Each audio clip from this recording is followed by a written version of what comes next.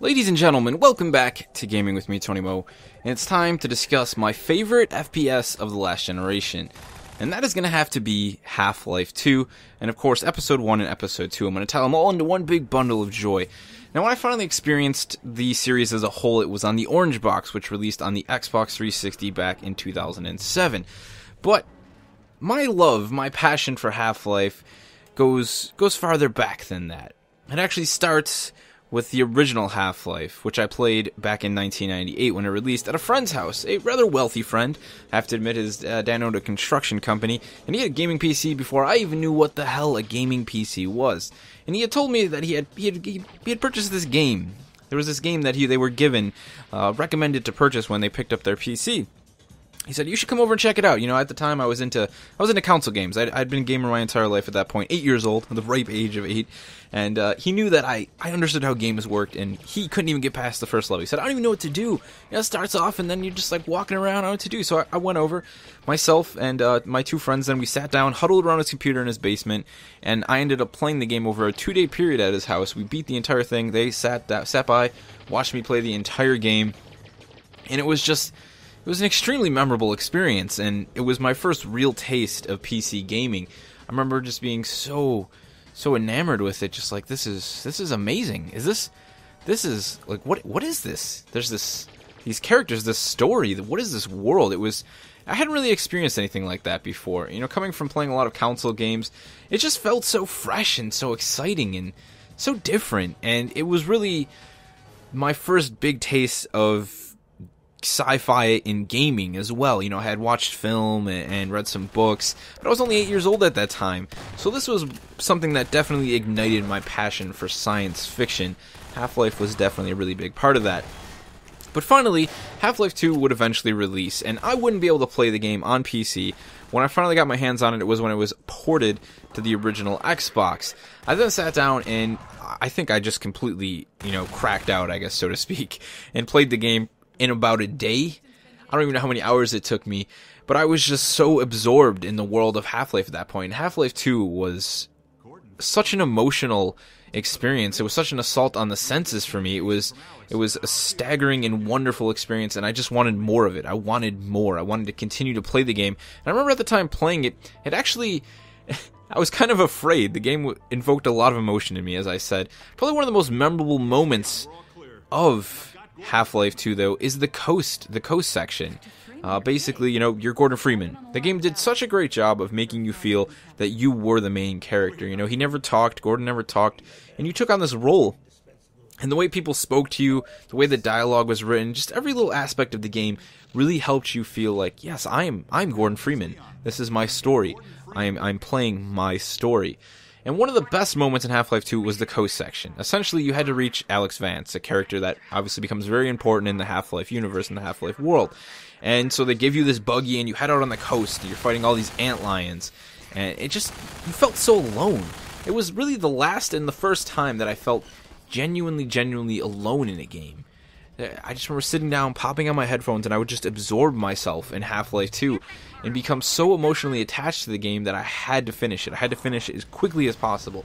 And not many games have provided that experience to me. It's one of the reasons that Half-Life is easily my favorite FPS of the last generation, and easily my favorite game of all time. It was a truly emotional and a truly special experience, and that segment, that coast segment, really was the culmination of Half-Life 2 for me.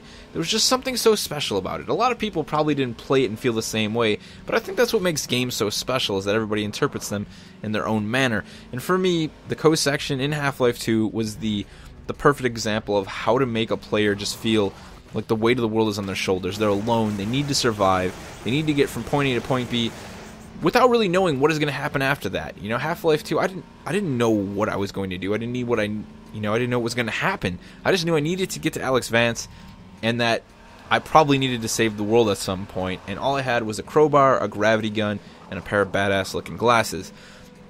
Half-Life 2 just was... it's a game that is engraved in my memory. It's very deep in my heart, and it is an experience that I wish everyone would experience. I mean, if you haven't played Half-Life 2, if you haven't played any of the Half-Life games, make it your New Year's resolution to play them in some form, whether it be picking up the Orange Box, which is probably the best way to experience the game, or picking it up individually on PC or PS3 or Xbox 360, or going back and playing the original. The best way to do that actually would be to check out Black Mesa, which is a complete rework of the game. But of course we then saw Episode 1 and Episode 2's release. I played these, again, all in the orange box eventually. I would replay through Half-Life 2, then hop into Episode 1 and Episode 2 over about a 1-year period it took me to complete all of them. Episode 1 was a really different feeling game, in the sense that you were no longer alone all the time. You now had Alex Vance as your companion, and she would travel with you and help you fight, and there was so much communication between Gordon Freeman and her, mostly her just talking, and you listening as the player, and the game's dialogue is just so interesting. It's so well written. You always care about what she has to say, and as a character, you become very emotionally attached to her. You become very fond of Alex Vance, and you want her to exist, and there's a point in the game that I don't want to ruin. I don't want to give any spoilers for the game, where your emotions are truly pushed to the limit. They're truly tested about how much you actually do care for Alex as a player. You may not realize it until this moment in the game, but when that moment comes, it is really a heavy-hearted moment where you're just like, wow, I really need to, I can't lose Alex. It's really intense experience. It's a very unique experience, and not many games have done that ever since. Half-Life as a series has done so many things that a lot of games just now are claiming to make part of their repertoire. Hey, we did this and we're doing this, and that's why our game's special. It's like, Half-Life was doing that. It was doing that and it wasn't really bragging about it. It was just being a really, really great game. And it's so wonderful for that reason. It's the reason why, again, it's here.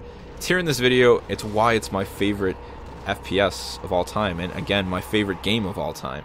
Now, Episode 2. It's hard to talk about Episode 2 because mostly what you're going to come to is a lot of people talking about the ending of Episode 2, because that is the end so far of the Half-Life series as we know it. Episode 2 leaves you on a cliffhanger. We're not going to discuss that cliffhanger. We're not going to discuss the end of that story, because it's a very sad thing.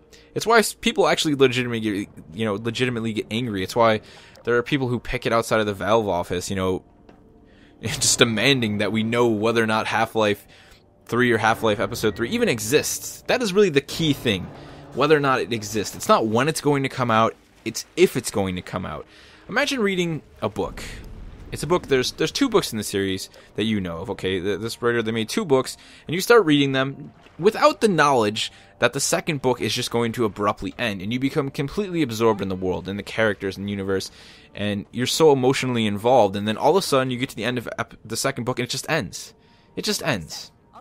The thing for me in Half-Life that I look at as great storytelling is the game just doesn't have a bunch of climaxes. It's not a roller coaster. You're just always going. And to me, that is very good storytelling. I hate stories that are based on climaxes, on high points. It's how my brother writes. My brother doesn't write like that. He's all about, it's a story. It should be absorbing all of the time. There doesn't need to be this roller coaster effect. And I think that's why I appreciate Half-Life so much. And it's even why my brother appreciates Half-Life as someone who writes as much as he does. He thinks the story is outstanding because of that. It's not about getting to this point in the story. It's not about this climax. No, it's about experiencing the story that is being told to you as these characters, with these characters. It's what makes the game so fantastic. And it's what made it that much more brutal when Episode 2 just ended. Boom. Just like that. It's over. And you're left with a story that's not finished. It's not really about answers not being, or questions not being answered. It's more about a story just abruptly ending. A story, a universe, a set of characters just freezing in time. That's how Half-Life has always felt to me. I know the game isn't moving forward. Between each of the episodes, between Half-Life 2, Episode 1, and Episode 2, there isn't the standard generic massive gap that most games do. There's not just a bunch of information that is given to you, oh, this happened while you were away. No, everything happens as you are playing it. You experience every single moment of Gordon Freeman's experience of his adventure. You are always with him. You are always playing him. You never lose control of him. And that is what makes, the story, the gameplay, the whole experience of Half-Life so damn wonderful. So damn amazing. It never stops. You are there. You are the character. They don't take control away from you. You are there. You are experiencing it at your own pace, at your own will. And not many games do that anymore. There's more cutscenes in games than ever. There's more forced interactions in games than ever. Half-Life is really one of the last great games that we have seen, and I hope more games can look back and understand that You don't need cutscenes to tell stories. You don't need fancy cinematics. You just need to make a game. You need to make a very good game with a very good story. As I said, guys, please check out Half-Life 2. And also, be sure to let me know what your favorite FPS of the last generation is in the comments section below. It's been Tony Mo, and I will see you guys in the next one. I think I found something. Drop what you're doing and help me. Oh my god! Gordon! Love you. I love you too, baby. I'll be praying for you. Go find Dad. I'll miss you too.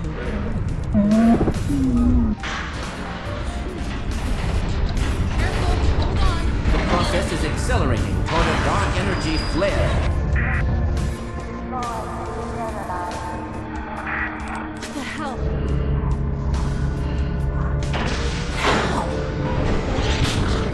She's in serious trouble. Hurry back. The core is exceedingly close to collapse. We need to get this and the transmission packet to my dad. I've got it right here. Now let's get the hell out of here. For those so inclined, now would be an excellent time for procreation.